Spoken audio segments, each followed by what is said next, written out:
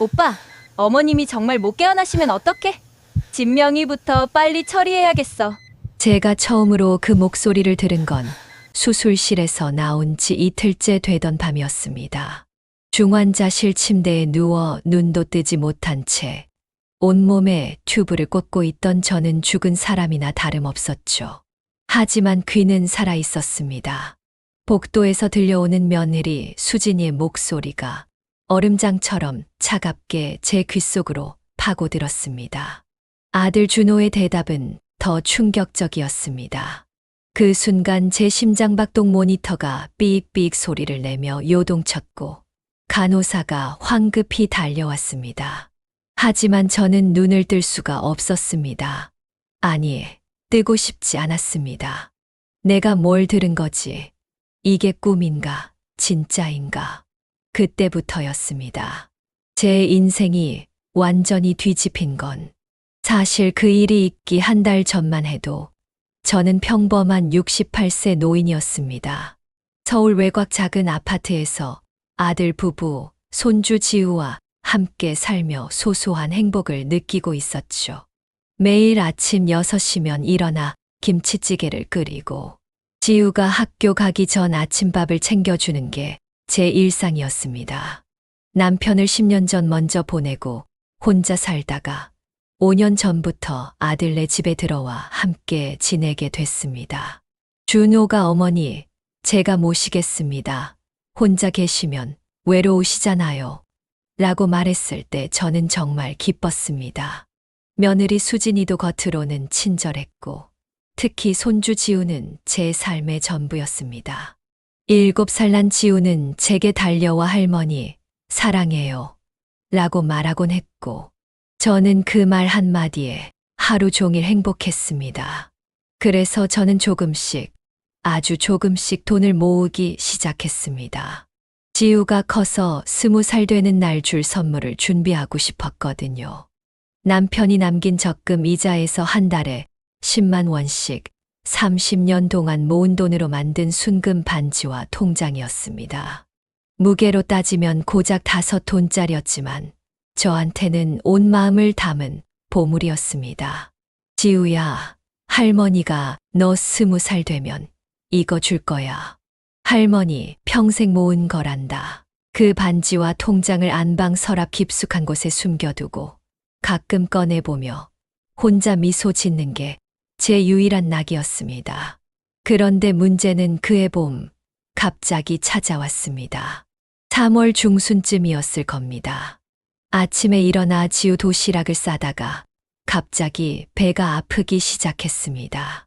처음엔 체했나 보다 싶어서 소화제를 먹고 참았는데 통증이 점점 심해지더군요. 며칠을 참다가 결국 며느리한테 말했습니다. 수진아, 나 요즘 배가 자꾸 아픈데 병원 좀 가봐야 할 것 같아. 며느리는 그제야 놀란 표정을 지으며 어머니, 왜 진작 말씀 안 하셨어요? 내일 당장 병원 가보세요.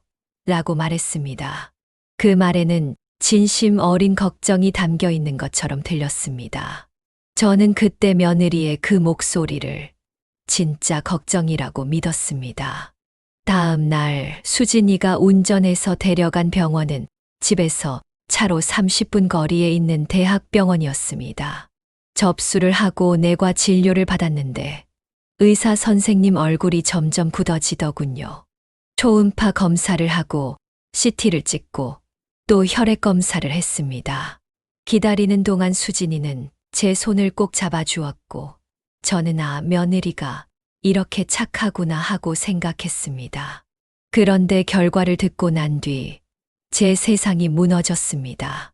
담당 의사는 50대 중반쯤 돼 보이는 인상이 온화한 분이었습니다.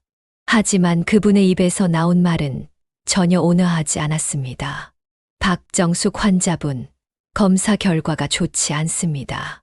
췌장에 악성 종양이 발견됐고 크기로 봐서는 3기로 추정됩니다. 췌장암, 3기. 그 말을 듣는 순간 제 머릿속이 하얘졌습니다. 췌장암이 얼마나 무서운 병인지는 저도 알고 있었습니다. 동네 경로당에서 함께 운동하던 김씨 할머니도 췌장암으로 세상을 떠나셨거든요. 진단받고 6달 만에 말이죠. 의사 선생님은 즉시 대수술이 필요합니다.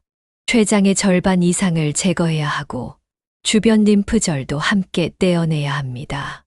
수술 성공률은 솔직히 말씀드리면 5% 정도입니다. 그리고 수술에 성공하더라도 재발률이 상당히 높은 편입니다. 최선을 다하겠습니다만 각오는 하셔야 합니다. 라고 조심스럽게 말을 이어갔습니다. 그 순간 옆에 있던 며느리 수진이가 눈물을 글썽이며 제 손을 꽉 잡았습니다. 어머님, 괜찮으세요? 어머님, 꼭 이겨내세요. 우리 지우도 있잖아요. 수진이의 목소리는 떨리고 있었고 눈에서는 정말 눈물이 흘러내렸습니다. 저는 그 눈물을 보며 아, 며느리가 이렇게 나를 걱정해 주는구나 하고 감동했습니다. 하지만 이상했습니다. 며느리의 손을 잡고 있는데 왜인지 모르게 손끝이 차갑게 느껴졌습니다. 그리고 제가 고개를 돌려 며느리를 바라보는 순간 아주 짧은 찰나에 스쳐 지나가는 표정을 봤습니다. 눈물을 흘리면서도 입꼬리가 아주 살짝 정말 미세하게 올라가 있었습니다. 내가 잘못 본 걸까? 저는 고개를 저으며 그 생각을 애써 떨쳐냈습니다. 설마 그럴 리가 없다고 스스로를 다독였습니다. 수진이는 5년 동안 저와 함께 살면서 한 번도 저한테 함부로 대한 적이 없었으니까요. 하지만 그날 밤 집으로 돌아오는 차 안에서 며느리가 핸드폰으로 누군가와 통화하는 걸 들었습니다. 응, 언니, 어머님이 췌장암 3기래. 수술은 다음 주에 한대. 응, 나도 걱정돼. 근데 언니, 혹시 그거 알아? 췌장암은 생존율이. 며느리는 제가 뒷자리에 앉아 있다는 걸 알면서도 그 얘기를 계속했습니다. 저는 창밖을 바라보며 생각했습니다. 불길하다. 뭔가 이상하다. 하지만 그게 구체적으로 뭔지는 아직 알 수 없었습니다. 그저 가슴속 깊은 곳에서 차가운 예감이 스멀스멀 올라올 뿐이었습니다. 그날 밤 저는 잠을 이룰 수 없었습니다. 천장을 바라보며 혹시 이번 수술이 제 인생의 마지막이 될까 하는 두려움에 떨었습니다. 그리고 한편으로는 며느리의 그 미세한 미소가 자꾸만 머릿속에 맴돌았습니다. 내가 예민해진 걸까? 아니면 정말로 무언가 잘못된 걸까요? 그 답은 일주일 후 수술실에서 나온 뒤에야 알게 됩니다. 그리고 그 진실은 제가 상상했던 것보다 훨씬 더 잔인했습니다. 수술 날짜는 일주일 후로 잡혔습니다. 그 일주일 동안 저는 마치 사형수처럼 매일매일을 새며 보냈습니다. 아침에 눈을 뜰 때마다 아, 내가 또 하루를 살았구나 하는 생각이 들었고 밤에 잠들 때마다 내일 아침에도 눈을 뜰 수 있을까 하는 두려움에 떨었습니다. 수술 전날 밤 저는 안방 서랍을 열고 그 금반지를 꺼냈습니다. 작고 소박한 반지였지만 제게는 세상 무엇보다 소중한 물건이었습니다. 반지를 손에 쥐고 한참을 바라보다가 다시 서랍 깊숙한 곳에 넣었습니다. 그 옆에는 제 통장도 함께 있었습니다. 남편이 남긴 보험금과 퇴직금, 그리고 제가 30년 동안 아껴 모은 돈. 통장 잔액은 정확히 3억 원이었습니다. 혹시 모를 일에 대비해 반지 옆에 작은 쪽지를 하나 남겼습니다. 지우야, 이건 할머니가 너를 위해 평생 모은 거란다. 할머니 마음이니까 꼭 내가 가져. 수술 당일 아침 저는 새벽 5시에 눈을 떴습니다. 금식 때문에 아무것도 먹을 수 없었고 입 안만 바짝바짝 말랐습니다. 수술실로 들어가기 전 손주 지우가 제게 다가왔습니다. 할머니, 아파요? 언제 돌아와요? 그 앳된 목소리를 듣는 순간 제 가슴이 찢어지는 것 같았습니다.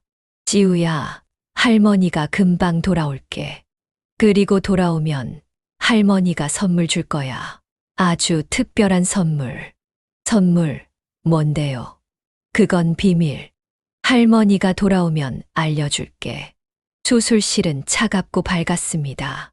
마취과 의사가 말했습니다. 박정숙 환자분, 곧 마취 들어갑니다. 천천히 숫자를 거꾸로 세보세요. 10부터 하나까지. 저는 떨리는 목소리로 숫자를 세기 시작했습니다. 10, 홉, 8, 7을 세는 순간 눈앞이 흐릿해지기 시작했습니다. 제발 다시 눈을 뜰 수 있게 해주세요.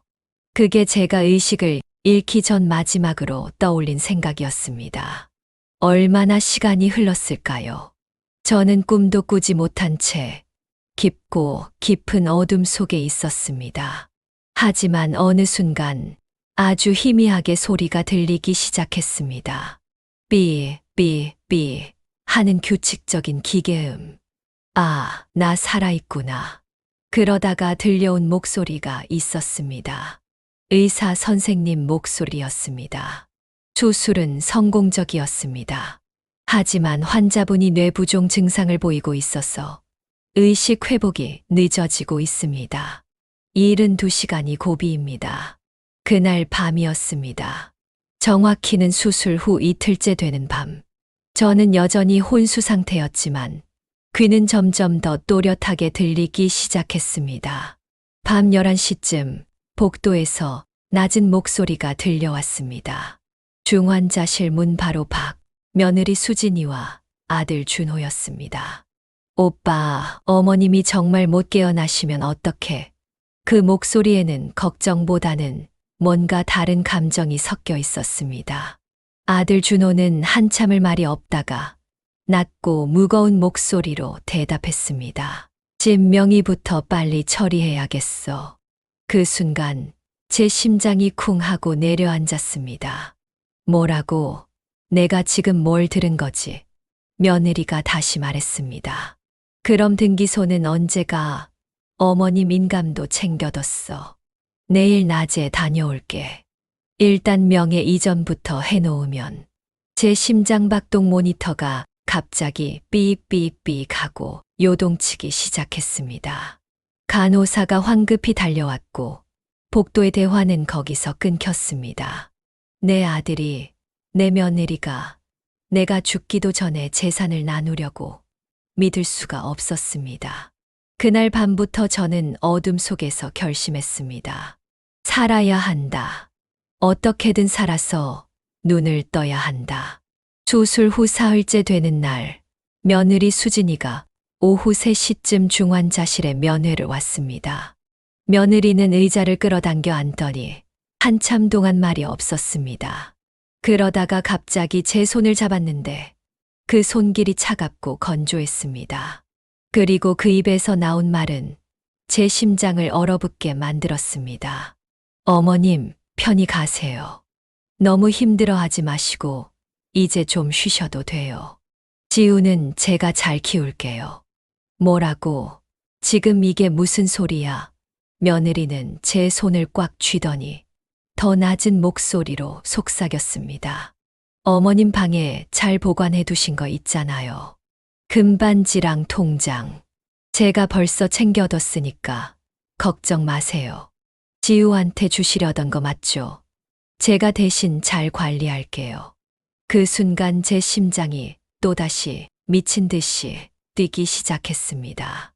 금반지와 통장을 벌써 가져갔다고? 30년 동안 한 푼, 2푼 모아서 만든 반지와 평생을 모은 3억 원짜리 통장을 말입니다.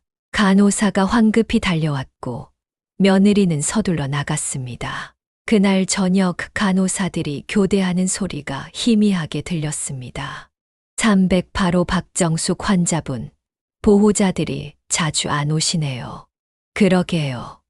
혼수 상태 환자는 자주 얘기 걸어주고 손 잡아주는 게 좋은데 며느리분은 오셔도 5분도 안 계시고 가시더라고요. 쯧쯧, 요즘 세상이 그렇죠 뭐. 시어머니 수발 누가 하려고 해요. 간호사들의 수근거림이 저를 더 비참하게 만들었습니다. 나만 몰랐던 건가? 다들 알고 있었던 건가? 수술 후 나흘째 되는 밤, 더 충격적인 일이 있었습니다. 밤 10시쯤 며느리가 또 면회를 왔습니다. 이번에는 누군가와 전화 통화를 하면서 들어왔습니다. 응, 언니, 나 지금 병원이야. 아니, 의사 선생님이 72시간 고비라고 했는데 벌써 나흘째야. 근데 아직도 안 깨어나셔. 이러다가 진짜. 며느리는 말을 흐렸지만 그 뒤에 숨겨진 의미를 저는 알 수 있었습니다. 응, 오빠가 어제 등기소 다녀왔어. 일단 진명이는 오빠 앞으로 옮겨놨대. 어머님 인감증명서 있으니까 가능하더라고. 며느리는 계속 통화를 이어갔습니다. 그리고 어머님 통장이랑 금반지는 내가 벌써 챙겼어. 언니 통장 잔액 봤는데 3억이야. 3억. 남편분. 보험금이랑 퇴직금, 그리고 평생 모으신 돈 다 합쳐서 3억. 비밀번호는 지우 생일이었어. 금반지도 5돈짜리라 팔면 꽤 될 거고. 제 머릿속이 하얘졌습니다. 며느리는 지금 제 재산을 계산하고 있었습니다. 제가 아직 살아있는데 말입니다. 며느리의 목소리는 점점 더 경쾌해졌습니다. 보험금까지 합치면 5천만 원이고 집이 6억이잖아.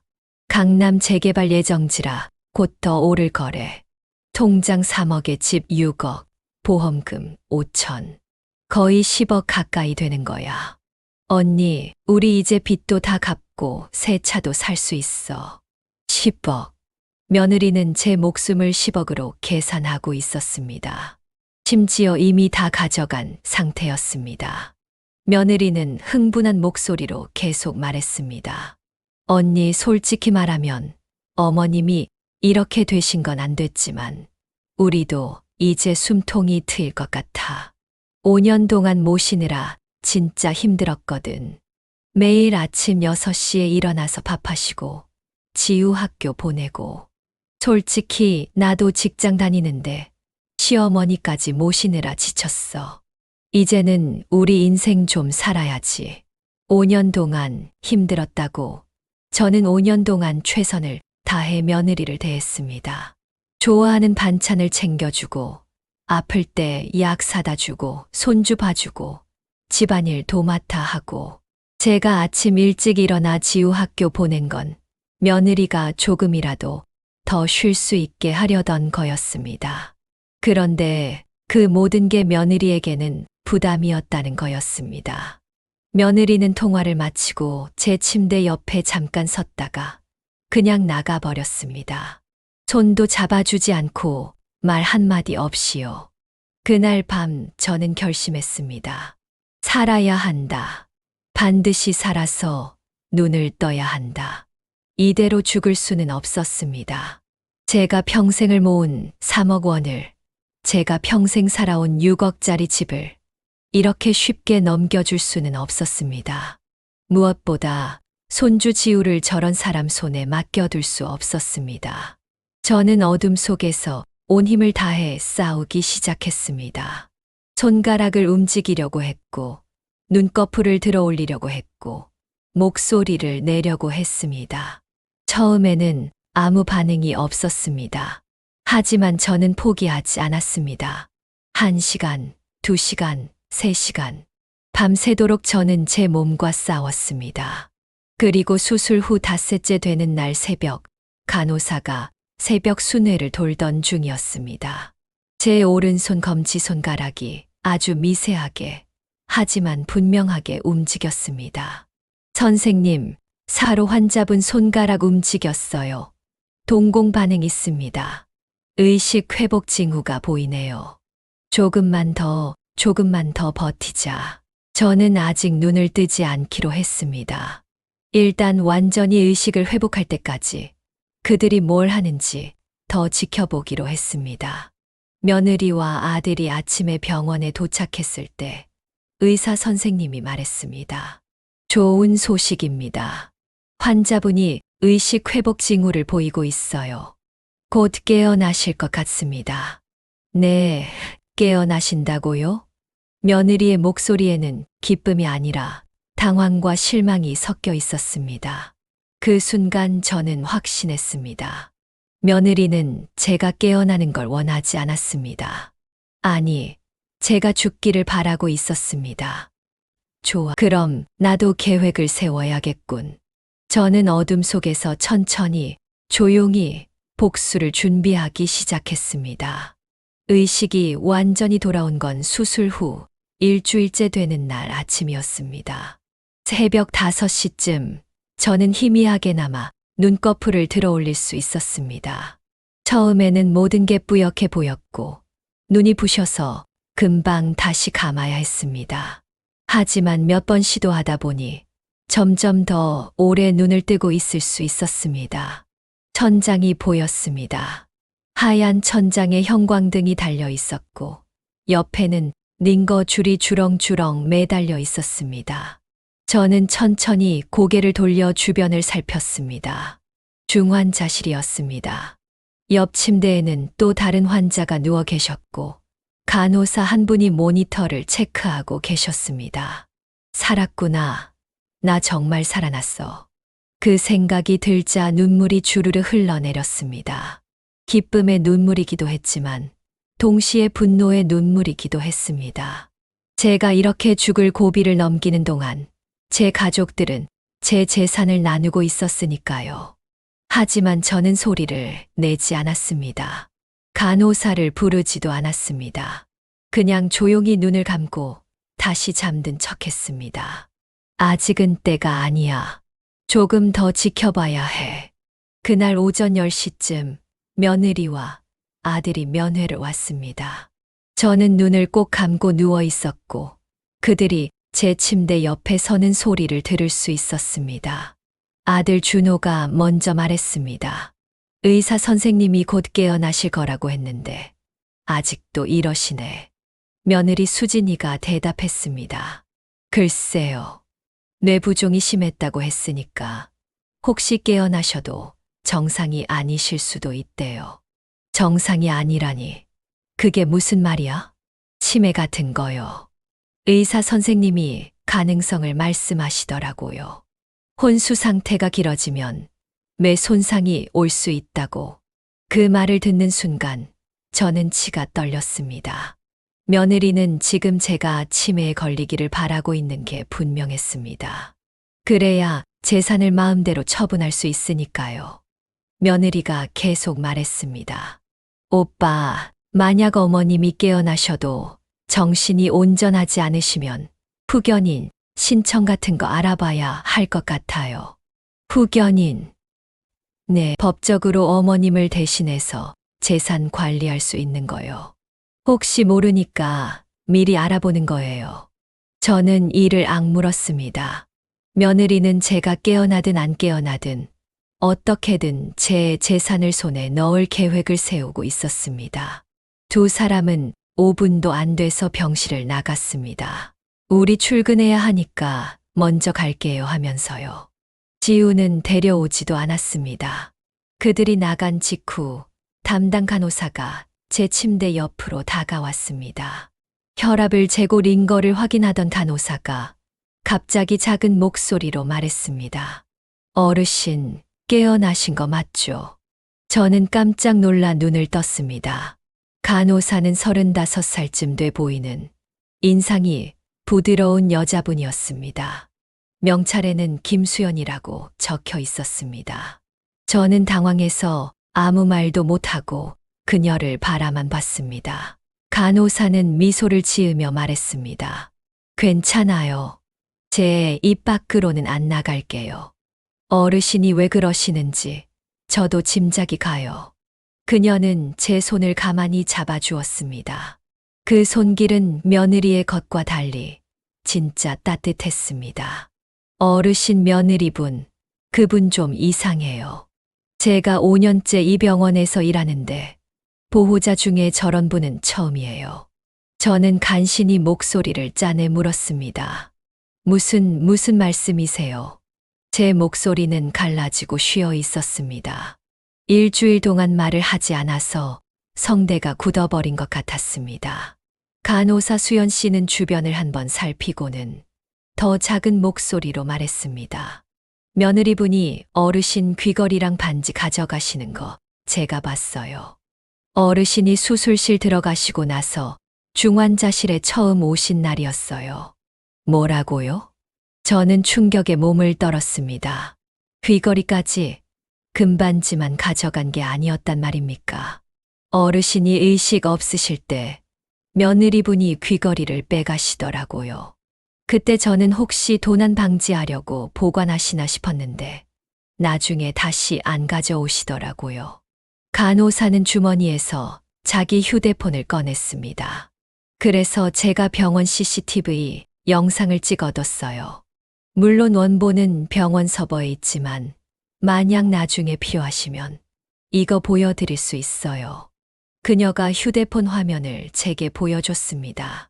화면 속에는 며느리가 제 침대 옆에서 제 귀에서 귀걸이를 빼는 장면이 찍혀 있었습니다.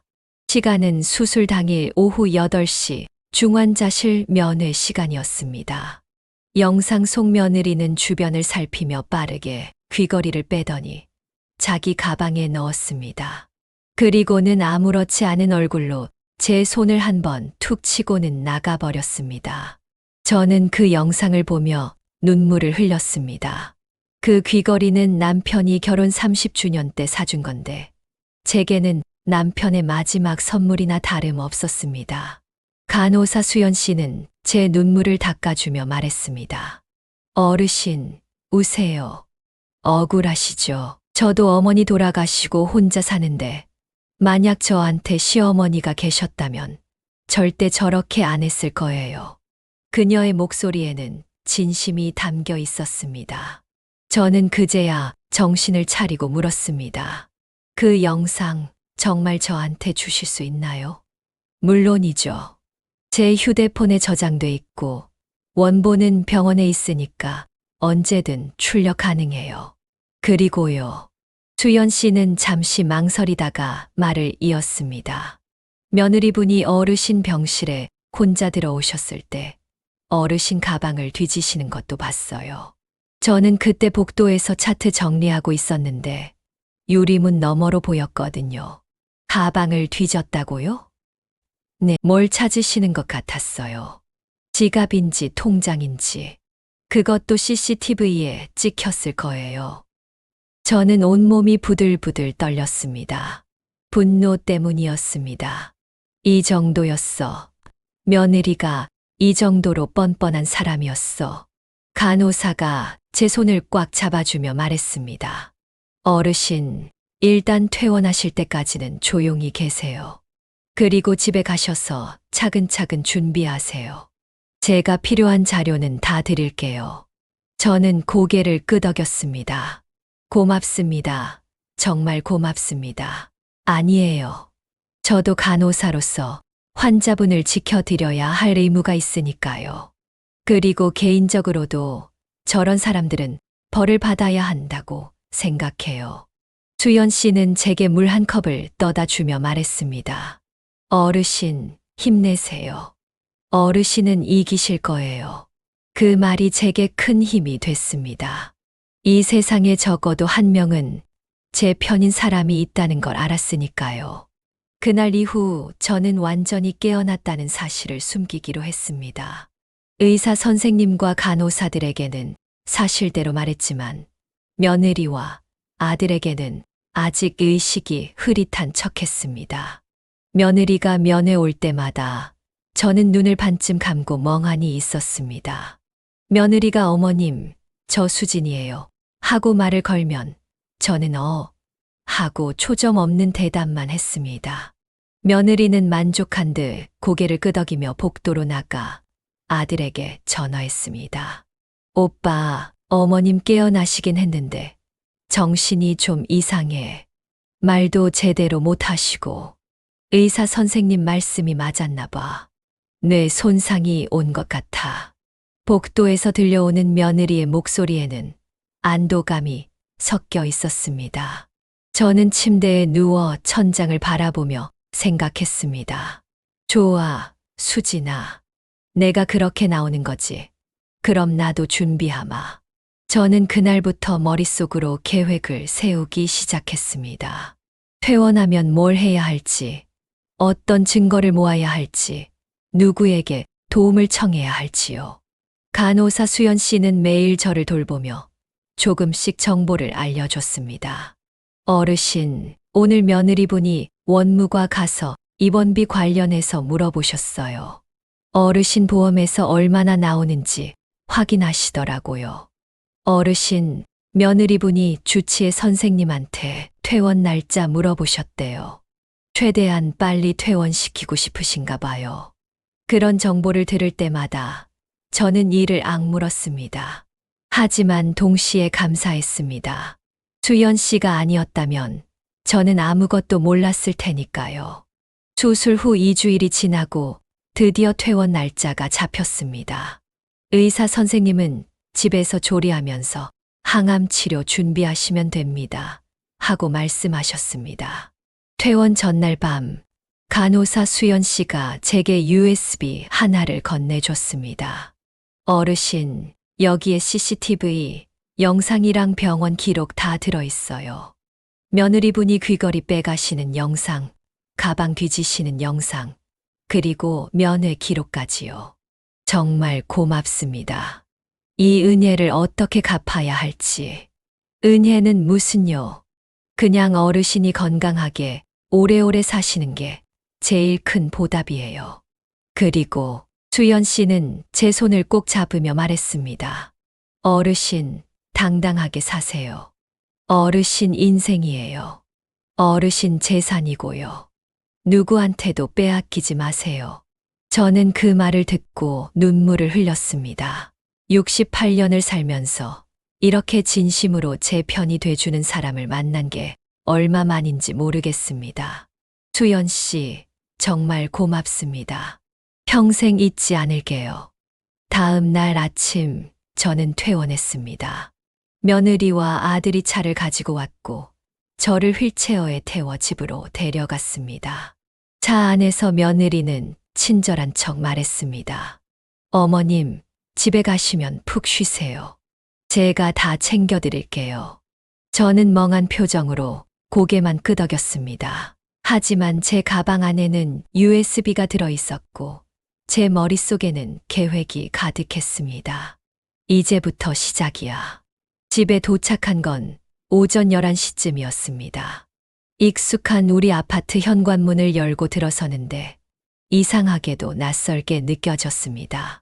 불과 2주 전까지만 해도 제가 매일 청소하고 요리하던 공간인데 마치 처음 와보는 곳 같았습니다. 아니, 정확히는 제가 달라진 겁니다. 2주 전에 저는 순진했습니다. 가족을 믿었고 며느리가 저를 진심으로 대한다고 생각했죠. 하지만 지금의 저는 달랐습니다. 모든 걸 의심하고 모든 걸 확인해야 하는 사람이 됐습니다. 며느리가 현관에서 신발을 벗으며 말했습니다. 어머님, 조심히 들어가세요. 제가 부축해 드릴게요.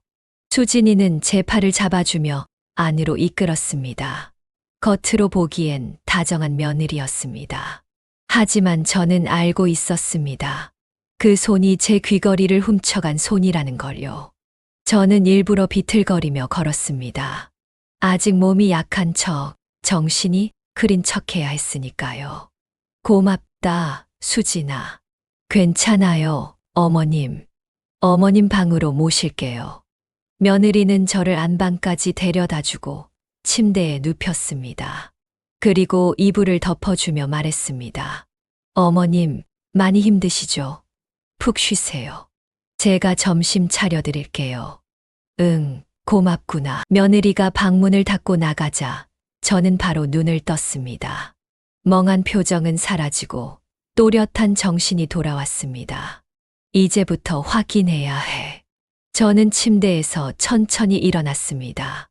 몸은 아직 많이 약했지만 움직이지 못할 정도는 아니었습니다. 수술 자국이 쓰라렸지만 그 통증보다 더 큰 건 마음의 상처였습니다. 제일 먼저 확인한 건 안방 서랍이었습니다. 제가 금반지를 숨겨뒀던 그곳이요. 서랍을 열자마자 저는 한숨이 나왔습니다. 역시 금반지가 사라져 있었습니다. 제가 30년 동안 모아서 만든 손주 지우에게 주려던 그 소중한 반지가요. 그 자리에는 제가 써놓은 쪽지만 덩그러니 남아 있었습니다. 지우야, 이건 할머니가 너를 위해 30년 동안 모은 거란다. 쪽지를 보는 순간 눈물이 왈칵 쏟아졌습니다. 며느리는 이 쪽지를 보고도 반지를 가져갔다는 얘기입니다. 손주를 위한 할머니의 마음 따위는 아무 의미 없었던 거죠. 저는 쪽지를 조심스럽게 접어 다른 곳에 숨겼습니다. 나중에 증거로 쓸 수 있을 테니까요. 다음으로 확인한 건 집안 곳곳에 설치된 CCTV여. 사실 이 CCTV는 2년 전에 아들 준호가 설치한 겁니다. 도난 방지 목적이었죠.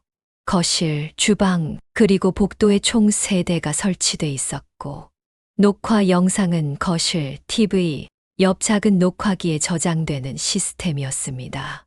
저는 녹화기가 있는 거실로 조심스럽게 나갔습니다. 며느리는 주방에서 설거지를 하고 있었고, 물소리 때문에 제가 움직이는 소리를 못 들었습니다. 녹화기를 켜고 제가 입원했던 지난 2주간의 영상을 확인하기 시작했습니다. 빨리 감기로 훑어보는데 심장이 쿵쾅쿵쾅 뛰었습니다. 뭘 볼까 두렵다. 하지만 봐야 해. 그리고 첫 번째 충격적인 장면을 봤습니다. 제가 수술하러 간 바로 그날 저녁, 며느리가 제 방에 들어가는 장면이었습니다. 화면 속 며느리는 주변을 두리번거리며 제 방으로 들어갔습니다. 그리고 서랍을 하나씩 열어보기 시작했습니다.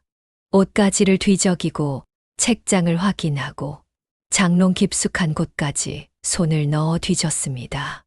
마침내 며느리가 금고를 발견했습니다. 제 옷장 맨 아래 칸에 숨겨둔 작은 금고였습니다. 며느리는 금고를 꺼내더니 여러 번호를 눌러봤습니다. 당연히 열리지 않았습니다. 며느리는 짜증스러운 표정을 지으며 금고를 다시 넣어뒀습니다. 하지만 다음 날 며느리는 다시 왔습니다. 이번엔 준호와 함께였습니다. 화면 속에서 며느리가 말했습니다. 오빠, 금고 비밀번호 뭘까? 어머님 생일, 아니면 우리 결혼 날짜. 준호가 대답했습니다. 아니야, 엄마는 그런 걸로 안 해. 지우 생일 아닐까? 엄마가 지우를 제일 아끼시잖아. 며느리가 지우 생일을 입력하자 금고가 열렸습니다. 저는 화면을 보며 주먹을 불끈 쥐었습니다. 아들 준호도 공범이었던 겁니다. 금고 안에는 통장 몇 개와 현금, 그리고 중요 서류들이 들어 있었습니다. 며느리는 통장을 하나하나 확인하며 휴대폰으로 사진을 찍었습니다. 오빠, 이거 봐, 적금이 3억 원이나 있어, 진짜. 엄마가 그렇게 모아뒀구나. 통장 비밀번호는, 여기 메모지에 적혀 있네. 어머님 참 순진하시긴. 며느리는 비밀번호를 자기 휴대폰에 입력하며 웃었습니다. 그 웃음이 화면 너머로도 섬뜩하게 느껴졌습니다. 저는 영상을 계속 봤습니다. 며느리가 제 인감증명서를 가져가는 장면, 통장을 몰래 빼갔다가 다시 넣는 장면, 제 보험증권을 뒤지며 보험금을 확인하는 장면까지. 모든 게 증거로 남아 있었습니다. 하지만 가장 충격적인 장면은 따로 있었습니다. 제가 입원한 지 일주일째 되던 날, 며느리가 손주 지우를 데리고 거실에 앉아 있는 장면이었습니다. 지우가 작은 목소리로 물었습니다. 엄마, 할머니 언제 와요? 보고 싶어요. 며느리가 지우의 머리를 쓰다듬으며 대답했습니다. 지우야, 할머니는 이제 곧 하늘나라 가실 거야. 하늘나라요?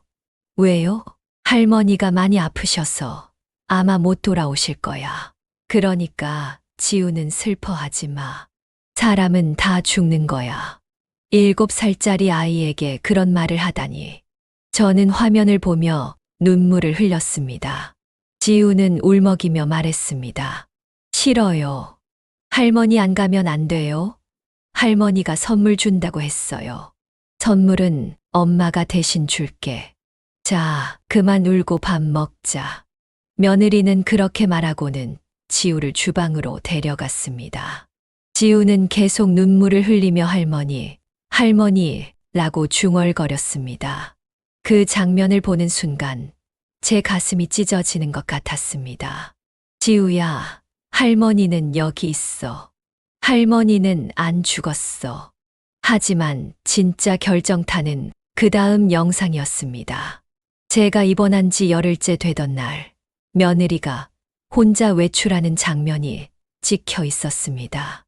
CCTV로 며느리가 어디로 가는지 알 수 없었지만 며느리가 가방에 작은 보석 케이스를 넣는 게 보였습니다.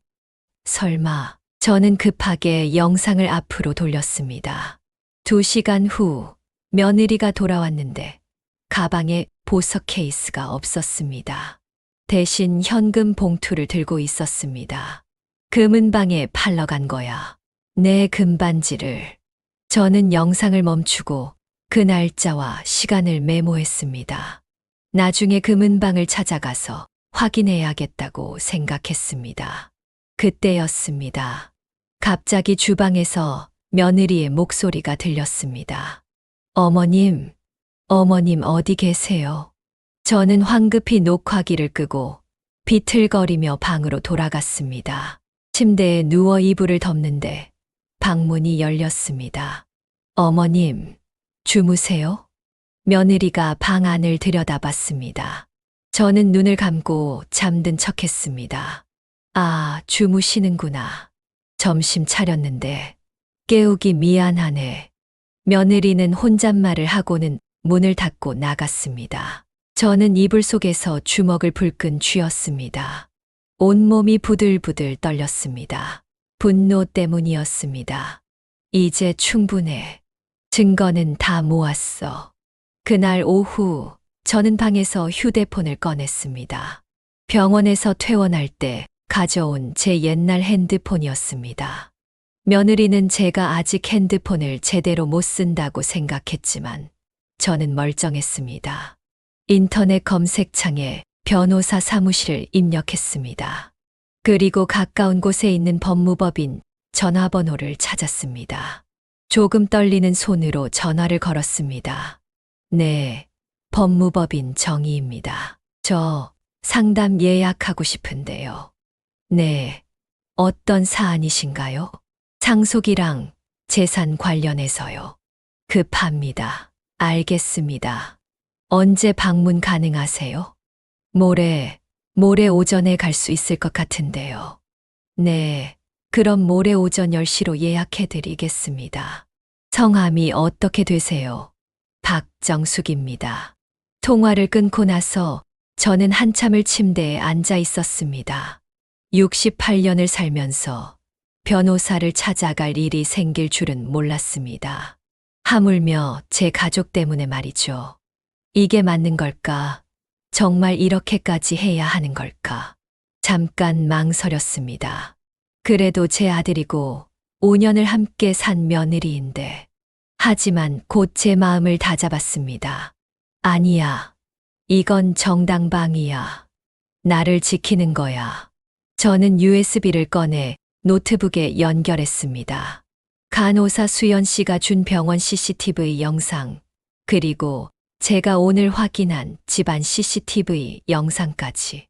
모든 증거를 하나의 폴더에 정리했습니다. 폴더 이름은 증거자료였습니다. 저녁 식사 시간, 며느리가 방문을 두드렸습니다. 어머님, 저녁 드세요. 미역국이랑 생선구이 했어요. 응, 알아요. 저는 일부러 느리게 움직이며 식탁으로 나갔습니다. 준호도 퇴근해서 와 있었고, 지우도 책상에 앉아 숙제를 하고 있었습니다. 식탁에 앉자 지우가 저를 보며 환하게 웃었습니다. 할머니 돌아왔어요. 지우가 달려와 제 품에 안겼습니다. 저는 지우를 꼭 안아주며 눈물을 참았습니다. 그래, 지우야. 할머니가 돌아왔어. 할머니, 선물은요? 할머니가 선물 준다고 했잖아요. 그 말을 듣는 순간 며느리의 얼굴이 굳었습니다. 저는 지우의 머리를 쓰다듬으며 말했습니다. 응, 선물 할머니가 조금 있다가 줄게. 조금만 기다려. 지우는 야호 하고 좋아했고 며느리는 어색하게 웃으며 국그릇을 내려놨습니다. 저는 그 모습을 보며 속으로 생각했습니다. 수진아, 그 반지는 내가 가져갈 수 없어. 절대로. 식사 내내 저는 조용히 밥을 먹으며 모레 변호사 사무실에 가서 할 이야기를 머릿속으로 정리했습니다. 이제 시작입니다. 진짜 싸움은 이제부터입니다. 변호사와의 약속은 이틀 후였습니다. 그 이틀 동안 저는 최대한 조용히 아무 일 없는 것처럼 지냈습니다. 아침에 일어나 거실로 나가 멍하니 TV를 보고 밥을 조금 먹고 다시 방으로 들어가 쉬는 척하며 시간을 보냈습니다. 며느리는 제가 많이 약해졌다고 생각하는 것 같았습니다. 가끔 방에 들어와 어머님, 괜찮으세요? 라고 물어봤지만 그 목소리에는 진짜 걱정이 담겨 있지 않았습니다. 오히려 확인하는 듯한 뉘앙스였죠.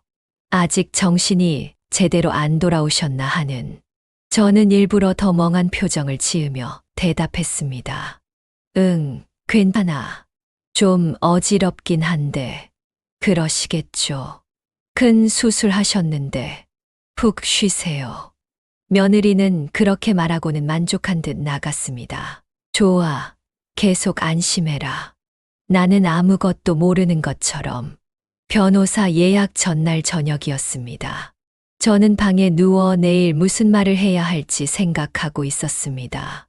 증거 자료는 다 준비했고 USB도 가방에 넣어뒀습니다. 이제 변호사를 만나 정확한 법적 절차를 상담받기만 하면 됐습니다. 그런데 거실에서 목소리가 들려왔습니다. 며느리와 아들이 대화하는 소리였습니다. 평소보다 목소리가 조금 컸는데 아마 제가 방에서 자고 있다고 생각한 모양입니다. 저는 귀를 기울였습니다. 며느리가 먼저 말했습니다. 오빠, 이거 봐. 여기 장례식장 괜찮지 않아? 장례식장. 저는 숨이 턱 막혔습니다. 지금 뭐라고 한 겁니까? 아들 준호의 목소리가 들렸습니다. 벌써 엄마 아직 살아계신데. 오빠, 현실적으로 생각해봐. 의사 선생님이 뭐라고 했어? 췌장암 3기의 수술은 했지만 재발 가능성이 높다고 했잖아. 6개월 안에 재발될 수도 있대. 저는 조용히 침대에서 일어났습니다. 방문을 살짝 열고 복도로 나왔습니다.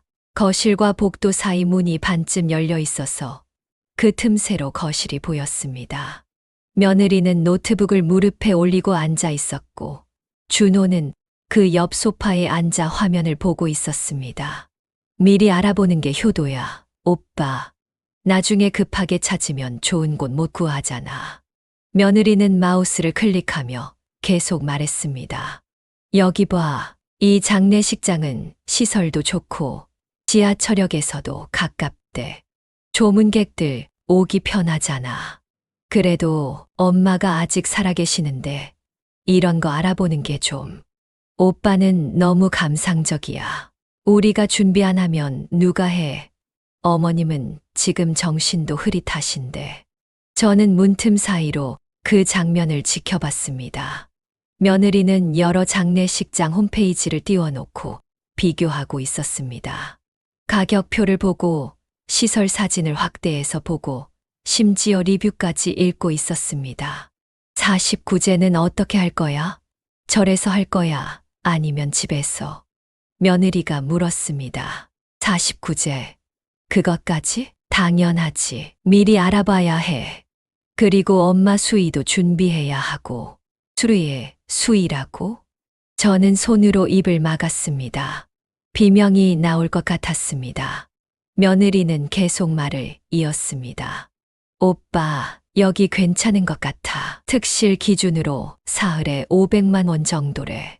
비싸긴 한데 그래도 어머님 마지막인데 제대로 해드려야지. 그래, 그렇긴 한데. 준호의 목소리는 불편해 보였습니다. 하지만 며느리를 말리지는 않았습니다. 그리고 오빠, 부고 문자도 미리 문구 생각해둬야 해. 엄마 친구분들 연락처는 엄마 휴대폰에 다 있을 거야. 며느리는 메모장을 꺼내 뭔가를 적기 시작했습니다. 장례식장 예약, 수혜 준비, 부고 발송, 49제 예약. 아, 그리고 화장장도 미리 알아봐야겠다. 요즘은 예약이 밀린대. 화장장이라고. 저는 그만 작은 소리로 중얼거리고 말았습니다. 며느리와 준호가 동시에 고개를 돌렸습니다. 방에서 무슨 소리 안 났어. 설마 어머님 깨신 건 아니겠지. 며느리가 일어서려는 순간 저는 재빨리 방으로 돌아가 문을 닫았습니다. 침대에 누워 이불을 뒤집어 쓰고 숨을 죽였습니다. 잠시 후 방문이 살짝 열렸습니다. 어머님? 며느리가 들여다보는 소리가 들렸습니다. 저는 눈을 꼭 감고 잠든 척했습니다. 코 고는 소리까지 내가며요. 주무시네. 내가 잘못 들었나 보다. 며느리는 다시 문을 닫고 나갔습니다. 저는 이불 속에서 눈물을 흘렸습니다. 소리 없이 조용히요. 내가 아직 살아있는데 내 장례식을 준비하다니 가슴이 찢어지는 것 같았습니다. 아니, 이미 찢어져 있었습니다. 저는 한참을 이불 속에서 울었습니다. 그러다가 문득 정신을 차렸습니다. 이러고 있을 때가 아니야. 저는 침대에서 일어나 휴대폰을 꺼냈습니다. 그리고 조용히 거실로 나갔습니다. 며느리와 준호는 각자 방으로 들어간 후였습니다. 거실 탁자 위에 며느리의 노트북이 열려 있었습니다. 화면에는 여전히 장례식장 홈페이지가 떠 있었습니다. 저는 휴대폰을 들어 화면을 사진으로 찍었습니다. 장례식장 비교표, 가격표, 그리고 며느리가 적어 놓은 메모장까지요. 이것도 증거야. 전부 다 증거야. 사진을 다 찍고 나서 저는 탁자 위에 놓인 며느리의 메모장을 펼쳤습니다. 거기에는 빼곡하게 글씨가 적혀 있었습니다. 장례 준비 사항, 장례식장 예약, 수혜 구입, 한복식 대양장식, 부고 문자 발송, 연락처 49제 절 예약, 화장장 예약, 납골당, 월수목장, 7점 장례 비용, 약 1,000만 원, 보험금에서 충다. 마지막 줄을 보는 순간 저는 온몸에 소름이 돋았습니다. 보험금에서 충당. 내 보험금으로 내 장례 비용을 낸다고? 그것도 제가 아직 살아있는데 말입니다. 저는 그 메모장도 사진으로 찍었습니다. 손이 부들부들 떨렸지만 초점을 맞춰서 선명하게 찍었습니다.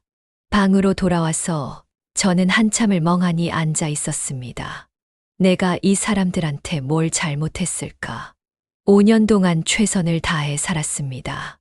며느리가 좋아하는 음식을 해주려고 요리책도 사서 받고 지우를 돌보느라 제 허리가 아파도 참았습니다. 아들에게는 용돈도 챙겨줬고 명절 때는 친정 부모님 선물도 제 돈으로 준비했습니다. 그런데 이게 제가 받을 대가입니까? 제가 죽기를 기다리는 게 대가입니까? 저는 이를 악물었습니다. 안 돼. 이대로 당할 수는 없어. 그날 밤 저는 잠을 이룰 수 없었습니다. 천장을 바라보며 온갖 생각이 머릿속을 스쳤습니다. 정말 이렇게까지 해야 하나? 그래도 내 아들인데. 하지만 곧 마음을 다잡았습니다. 아니야. 아들이라고 해서 다 용서되는 건 아니야. 준호는 엄마인 나를 지켜야 했어. 최소한 며느리를 말렸어야 했어. 근데 그러지 않았잖아. 같이 공범이 됐잖아. 생각하면 할수록 분노가 치밀어 올랐습니다. 다음 날 아침, 저는 평소보다 일찍 일어났습니다. 거울을 보니 얼굴이 많이 수척해져 있었습니다. 2주간의 입원과 정신적 충격으로 살이 많이 빠졌습니다. 하지만 눈빛만큼은 또렷했습니다. 저는 옷을 갈아입고 가방을 챙겼습니다. USB, 메모장, 그리고 간호사 수연 씨가 준 병원 자료까지 모든 걸 가방에 넣었습니다. 거실로 나가니 며느리가 아침을 준비하고 있었습니다. 어머님, 일찍 일어나셨네요. 어디 가세요? 며느리가 의아한 표정으로 물었습니다. 저는 담담하게 대답했습니다. 응, 병원에 검사 받으러. 아, 그러세요? 제가 모셔다 드릴까요? 아니야, 혼자 갈 수 있어. 며느리는 조금 의심스러운 표정이었지만 더 이상 묻지 않았습니다. 아마 제가 아직 정신이 온전하지 않다고 생각하는 모양이었습니다. 그래, 계속 그렇게 생각해. 저는 신발을 신고 현관문을 나섰습니다. 엘리베이터를 타고 내려가는 동안 제 심장은 쿵쾅쿵쾅 뛰었습니다. 드디어 시작이야. 법무법인 정의는 생각보다 조용하고 깔끔한 곳이었습니다. 접수처 직원이 친절하게 안내해줬고 저는 상담실로 들어가 변호사를 만났습니다. 담당 변호사는 40대 중반쯤 돼 보이는 여자 변호사였습니다. 명함에는 이지연 변호사라고 적혀 있었습니다. 안녕하세요. 박정숙 어르신이시죠? 앉으세요. 무슨 일로 오셨는지 천천히 말씀해 주세요. 저는 떨리는 손으로 가방에서 USB를 꺼냈습니다. 변호사님, 저는 제 가족한테 배신당했습니다. 그렇게 말문을 연 순간 눈물이 주르르 흘러내렸습니다. 참으려고 했는데 안 됐습니다. 변호사님은 티슈를 건네주며 조용히 기다려줬습니다. 저는 처음부터 차근차근 설명했습니다. 췌장암 진단을 받은 것, 수술 후 혼수 상태에서 들은 대화, 병원에서 며느리가 한 행동들, 집에 돌아와서 확인한 CCTV 영상들, 그리고 어제 밤들은 장례식 준비 대화까지요. 1시간 동안 말하는 내내 이 변호사님은 한 번도 제 말을 끊지 않고 들어줬습니다. 이야기를 다 듣고 난 후 변호사님이 말했습니다. 어르신, 정말 힘드셨겠어요. 이건 명백한 재산 침해 행위고 심각한 가정 폭력에 해당합니다. 제가 뭘 할 수 있을까요? 일단 증거 자료부터 확인해 볼게요. 변호사님은 USB를 노트북에 연결하고 제가 모아둔 모든 증거를 확인했습니다. 병원 CCTV 영상, 집안 CCTV 영상, 며느리가 금은방에 간 날짜 기록, 장례식장 메모 사진까지요. 어르신, 이 정도면 충분합니다. 법정에서도 충분히 인정받을 수 있는 증거예요. 그럼 제가 뭘 해야 하죠? 변호사님은 메모를 하며 설명했습니다. 첫째, 재산 보호가 시급합니다. 진명이가 이미 아드님으로 넘어갔다고 하셨죠. 이건 어르신의 인감을 무단으로 사용한 거라 무효화할 수 있어요. 둘째, 손주분 명의로 신탁을 설정하실 수 있습니다. 셋째, 형사고발도 가능합니다. 절도죄와 사문서위 조죄로요. 형사고발, 그럼 며느리가 감옥에 가능성은 있습니다. 하지만 어르신이 원하시면 민사로만 해결할 수도 있어요. 중요한 건 어르신의 재산을 지키는 거예요. 저는 잠시 생각했습니다. 일단 재산부터 지키고 싶습니다. 손주 지우 명의로 신탁하는 게 가능한가요? 물론입니다. 신탁 설정을 하면 어르신이 돌아가실 때까지 어르신이 관리하시고 그 이후에는 지우 양이 성인이 될 때까지 신탁기관에서 관리합니다. 아드님과 며느리는 일절 손댈 수 없어요. 좋습니다. 그렇게 해주세요. 변호사님은 고개를 끄덕이며 말했습니다. 서류 준비하는데 이틀 정도 걸려요. 그럼 모레 다시 오시겠어요? 아니요. 저는 고개를 저었습니다. 저희 집으로 와주세요. 제 아들과 며느리 앞에서 직접 얘기하고 싶습니다. 변호사님이 놀란 표정을 지었습니다. 어르신, 그러면 충돌이 심할 텐데. 괜찮습니다. 아니, 그래야 합니다. 제가 죽은 줄 알고 날뛰던 사람들한테 제가 아직 살아있다는 걸 보여줘야죠. 제 목소리는 단호했습니다.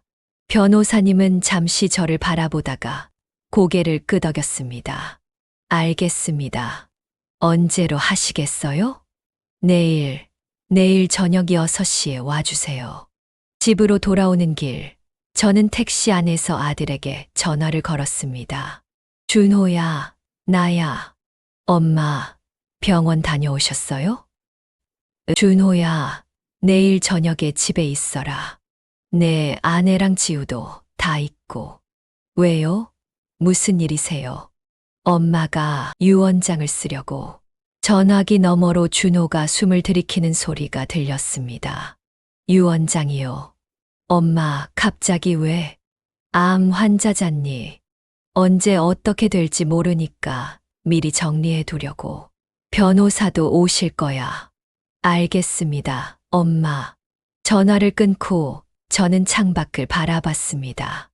내일이면 다 끝나. 다음 날 저녁 5시. 며느리는 긴장한 표정으로 저를 쳐다봤습니다. 어머님, 오늘 진짜 유언장 쓰시는 거예요. 어머님, 아직 건강하실 텐데 너무 이른 거 아니에요. 며느리의 목소리에는 걱정이 아니라 기대감이 묻어 있었습니다. 저는 대답하지 않고 시계를 봤습니다. 6시 정각 초인종이 울렸습니다. 변호사님이 오셨습니다. 거실 식탁에 모두가 둘러앉았습니다. 저, 아들 준호, 며느리 수진, 그리고 변호사 이지현. 손주 지우는 방에서 놀고 있었습니다. 변호사님이 서류 가방을 열며 말했습니다. 안녕하세요. 저는 법무법인 정의의 이지현 변호사입니다. 며느리가 어색하게 웃으며 인사했습니다. 안녕하세요. 어머님 유언장 작성하시는 거죠? 네, 그렇습니다. 준호가 조심스럽게 물었습니다. 엄마, 갑자기 왜 이러세요? 건강 더 나빠지신 거예요? 저는 고개를 저었습니다. 아니야. 오히려 좋아졌어. 정신도 아주 또렷고. 그 말에 며느리의 표정이 미묘하게 변했습니다. 저는 천천히 말을 이었습니다. 나는 죽을 뻔했어. 수술대에 올라갔을 때 정말 못 깨어날 줄 알았지.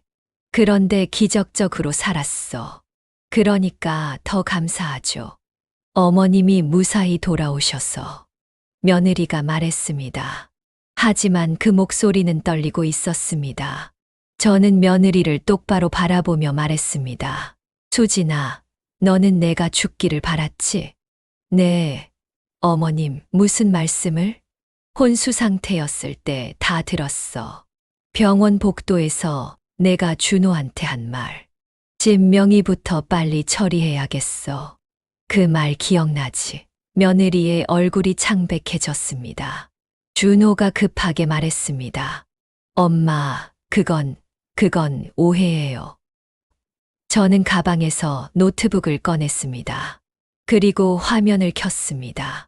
그럼 이것도 오해니?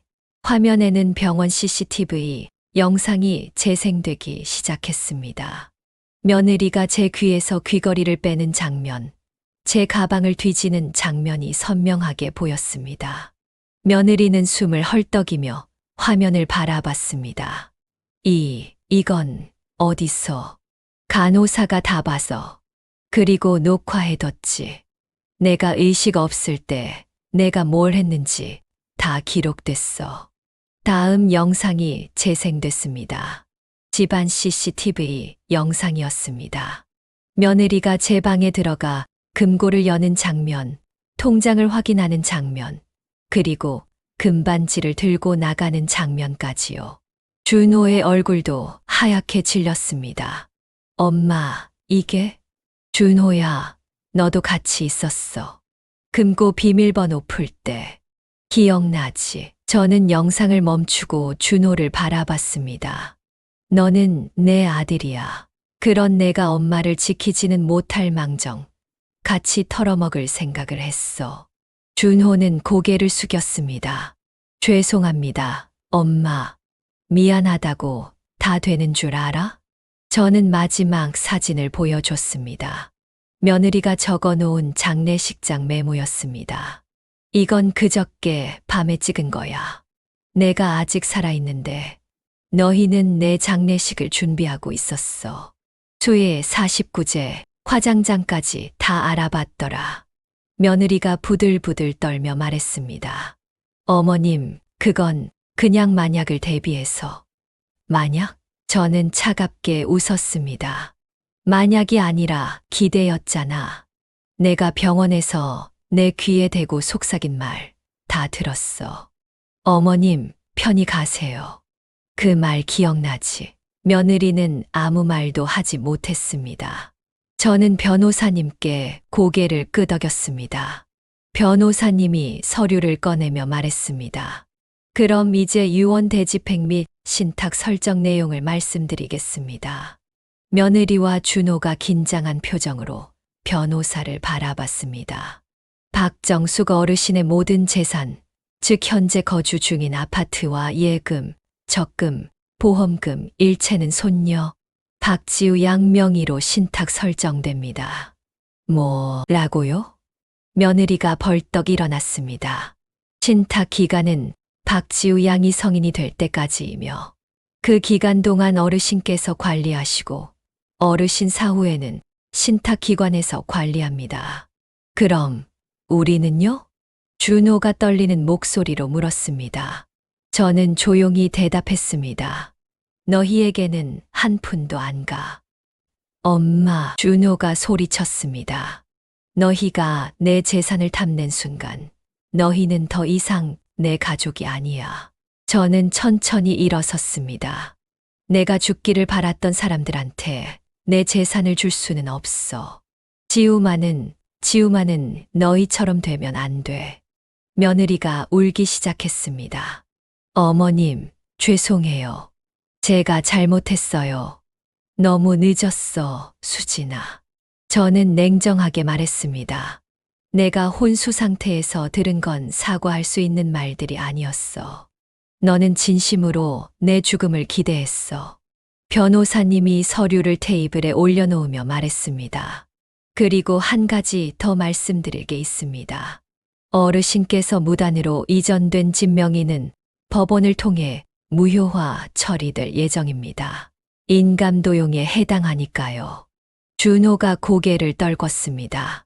저는 마지막으로 말했습니다. 나는 2번 살았어. 한 번은 68년 전, 또 한 번은 혼수 상태에서 깨어났을 때. 그리고 이제 진짜 내 인생을 살 거야. 너희 없이. 거실이 고요해졌습니다. 며느리는 계속 울고 있었고 준호는 말없이 고개를 숙이고 있었습니다. 저는 지우 방문을 열었습니다. 지우야, 할머니한테 와. 지우가 뛰어나왔습니다. 할머니, 저는 지우를 안아주며 속삭였습니다. 지우야, 할머니가 약속한 선물 있잖아. 그거 지금은 못 주지만 내가 20살 되면 꼭 줄게. 뭔데요? 그때 가면 알아. 할머니가 평생 모은 거란다. 지우는 웃으며 고마워요, 할머니, 하고 말했습니다.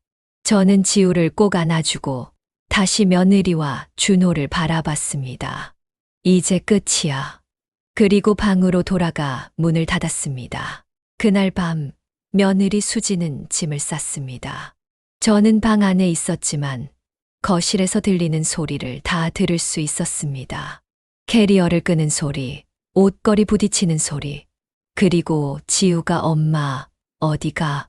하고 우는 소리까지요. 지우야, 엄마랑 잠깐만 다른 데서 지낼 거야. 금방 올게. 며느리의 목소리는 떨리고 있었습니다. 아마 울고 있었을 겁니다. 하지만 저는 방문을 열지 않았습니다. 열어줄 수 없었습니다. 현관문이 닫히는 소리가 들렸고 집 안이 고요해졌습니다. 준호가 제 방문을 두드렸습니다. 엄마, 수진이 나갔어요. 엄마, 문 좀 열어주세요. 저는 대답하지 않았습니다. 엄마, 제가 정말 잘못했어요. 제발, 한 번만 용서해 주세요. 아들의 목소리가 점점 작아지더니 결국 멈췄습니다. 발소리가 멀어졌습니다. 저는 침대에 앉아 창밖을 바라봤습니다. 밤하늘에는 달이 떠 있었습니다. 이게 맞는 걸까? 잠깐 흔들렸습니다. 그래도 제 아들인데, 5년을 함께 산 며느리인데, 이렇게 매몰차게 해도 되는 걸까? 하지만 곧 마음을 다잡았습니다. 아니야. 나를 지키는 게 우선이야. 다음 날부터 준호는 매일 아침 제 방문 앞에서 무릎을 꿇었습니다. 엄마, 죄송해요. 제가 정말 잘못했어요. 엄마를 지켜야 했는데 제가 눈이 멀었어요. 준호의 목소리는 날마다 쉬어갔습니다. 하지만 저는 문을 열지 않았습니다. 이틀째 되는 날, 저는 문을 조금 열고 밖을 내다봤습니다. 준호는 복도 바닥에 주저앉아 울고 있었습니다. 준호야. 엄마. 준호가 고개를 들었습니다. 눈이 퉁퉁 부어 있었습니다. 미안하다고 다 용서되는 건 아니야. 엄마, 너는 내가 죽기를 기다렸어. 혼수 상태에 빠진 엄마를 보면서 재산부터 계산했어. 그게 가장 아팠어. 준호는 고개를 떨구며 울었습니다. 더 아픈 건 너는 한 번도 수진이를 말리지 않았다는 거야. 그냥 같이 했어. 공범이 됐어. 죄송합니다. 정말 죄송합니다. 준호야, 나는 너를 용서할 수 없어. 아니, 용서하고 싶지 않아. 저는 그렇게 말하고 다시 문을 닫았습니다. 준호의 울음소리가 복도에 울려 퍼졌습니다. 저는 침대에 앉아 가슴을 움켜쥐었습니다. 이게 이렇게 아픈 거구나. 가족을 끊어낸다는 게 이렇게 고통스러운 일인 줄 몰랐습니다. 하지만 해야 했습니다. 제가 살기 위해서요. 일주일 후 저는 집을 나가기로 결심했습니다. 부동산에 전화를 걸어 작은 아파트를 구해달라고 부탁했습니다. 방 하나, 거실 하나면 충분하다고 했습니다. 어르신, 혼자 사시려고요? 네, 이제 홀로서기 해야죠. 알겠습니다.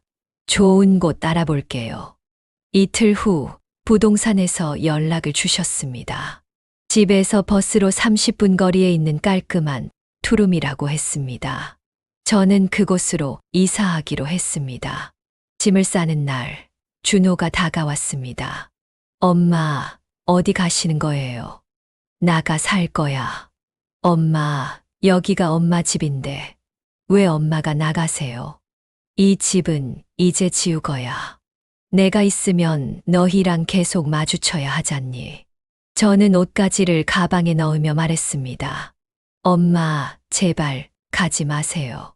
준호야. 저는 짐 싸는 걸 멈추고 준호를 바라봤습니다. 너는 어른이야. 이제 내 인생은 내가 책임져야 해. 엄마한테 의지하지 마. 하지만, 그리고 지우는 잘 키워. 그 애만큼은 너희처럼 되면 안 돼. 저는 마지막 짐을 챙기고 방을 나왔습니다. 거실에서 지우가 기다리고 있었습니다. 할머니, 어디 가요? 지우의 눈에 눈물이 가득했습니다. 저는 지우를 꼭 안아주며 말했습니다. 지우야, 할머니는 조금 멀리 가서 살 거야. 하지만 일주일에 한 번씩은 지우 보러 올게. 진짜요? 진짜야. 약속해. 저는 지우의 볼에 뽀뽀를 하고 가방을 들고 현관문을 열었습니다. 뒤돌아보니 준호와 지우가 서 있었습니다. 마지막으로 준호에게 말했습니다. 준호야, 잘 살아. 그리고 문을 닫았습니다. 새 아파트는 작았지만 아늑했습니다. 방 하나, 거실 겸 부엌, 작은 화장실. 그게 전부였지만 충분했습니다. 혼자 사는 건 생각보다 외로웠습니다. 아침에 일어나도 차려줄 밥이 없었고, 저녁에 TV를 봐도 옆에서 얘기할 사람이 없었습니다. 하지만 동시에 자유로웠습니다. 누구 눈치도 안 보고 제가 먹고 싶은 걸 해 먹고 제가 하고 싶은 걸 하며 살 수 있었습니다. 일주일에 한 번 약속대로 지우를 만났습니다. 공원에서 놀아주고 맛있는 것도 사주고 이야기도 들어줬습니다. 할머니, 아빠가 매일 울어요. 어느 날 지우가 말했습니다. 네, 할머니 보고 싶대요. 저는 대답하지 못했습니다. 가슴 한구석이 아팠지만 돌아갈 수는 없었습니다. 그렇게 석 달이 흘렀습니다. 병원 정기검진을 받으러 갔는데 의사 선생님이 놀란 표정으로 말했습니다. 박정숙 환자분, 정말 좋은 소식이에요. 암 세포가 완전히 사라졌습니다. 네, 정말요? 네, CT 결과도 깨끗하고 혈액 검사도 정상이에요. 완치 판정입니다. 저는 그 말을 듣고 진료실에서 울었습니다. 기쁨의 눈물이었습니다. 살았어. 나 정말 살았어. 죽을 뻔했던 제가 다시 태어난 겁니다. 병원을 나오며 하늘을 올려다봤습니다. 가을 하늘이 너무나 파랗고 높았습니다. 여보, 당신 봐요. 나 아직 못 가요. 할 일이 남았어요. 완치 판정을 받고 나서 저는 새로운 일을 시작했습니다. 동네 복지관에서 암 환자 가족 상담 봉사를 하게 됐습니다. 제 경험을 나누며 힘들어하는 분들을 도와드리는 일이었습니다. 어느 날 상담실에 50대 여자분이 오셨습니다. 선생님, 저희 남편이 폐암 말기래요. 근데 저는 솔직히 무서워요. 무엇이 무섭습니까? 남편 없이 살 생각을 하면 어떻게 살아야 할지. 저는 그분의 손을 잡아주며 말했습니다. 지금은 무섭겠지만 사람은 생각보다 강합니다. 저도 죽을 뻔했을 때 가장 무서웠던 건 죽음이 아니었어요. 그럼 뭐였어요? 제 죽음을 바라는 사람들이 곁에 있다는 거였어요. 저는 제 이야기를 조금 들려줬습니다. 그분은 울면서 들었고 마지막에는 이렇게 말했습니다. 선생님, 그런 일을 겪으셨는데도 이렇게 밝게 사시다니 정말 대단하세요. 대단한 게 아니에요. 그냥 살아남았을 뿐이에요. 그리고 다시 시작했어요. 6개월이 지났습니다. 어느 가을날 저는 금은방에 들렀습니다. 그리고 새 금반지를 만들었습니다. 얼마짜리로 만들어 드릴까요? 5돈짜리요. 예전에 손주 지우를 위해 만들었던 것과 똑같은 무게였습니다. 하지만 이번엔 달랐습니다. 안쪽에 글자 새겨주세요. 박정숙, 2번째 생일이라고요. 일주일 후 완성된 반지를 받았습니다. 작고 소박했지만 제게는 세상 무엇보다 소중한 반지였습니다. 저는 그 반지를 왼손 약지에 끼고 햇빛에 비춰봤습니다. 반짝반짝 빛났습니다. 이건 내 거야. 나를 위한 거야. 그날 오후 저는 공원 벤치에 앉아 단풍을 바라봤습니다. 빨갛게 노랗게 물든 나무잎들이 바람에 흔들리고 있었습니다. 휴대폰이 울렸습니다. 지우였습니다. 할머니, 오늘 만나요. 할머니 보고 싶어요. 그래, 지우야. 할머니도 보고 싶어. 어디서 만날까? 공원에서요. 할머니 좋아하시는 그 벤치 있잖아요. 알았어. 할머니, 지금 거기 있어. 30분 후 지우가 뛰어왔습니다. 혼자였습니다. 할머니, 지우가 제 품에 안겼습니다. 저는 지우를 꼭 안아주며 머리를 쓰다듬었습니다. 지우야, 혼자 왔어.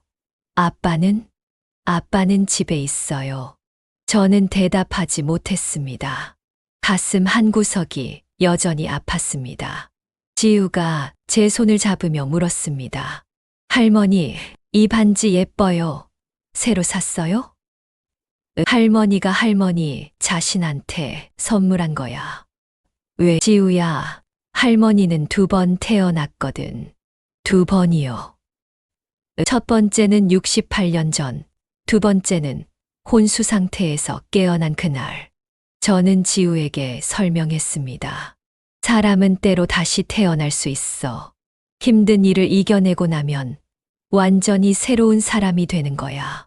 할머니는 새로운 사람이 됐어요? 이제 할머니는 할머니를 위해 살아. 누구한테도 빼앗기지 않고. 지우는 고개를 끄덕이며 웃었습니다. 할머니 멋있어요. 저는 지우를 안아주며 생각했습니다. 이 아이만큼은 행복하게 키워야 해. 해가 지기 시작했습니다. 지우를 집에 데려다 주고 저는 혼자 아파트로 돌아왔습니다. 작은 거실에 불을 켜고 소파에 앉아 차를 한 잔 끓였습니다. 창밖으로 석양이 보였습니다. 노을이 붉게 물들어가고 있었습니다. 저는 왼손 반지를 만지작거리며 생각했습니다. 나는 2번 태어났다. 첫 번째는 68년 전 아무것도 모르던 갓난아기로. 2번째는 혼수 상태에서 깨어난 그날 모든 걸 알게 된 어른으로. 진짜 죽음은 심장이 멈추는 게 아니었습니다. 사랑하는 사람이 내 죽음을 기다리는 순간, 그게 진짜 죽음이었습니다.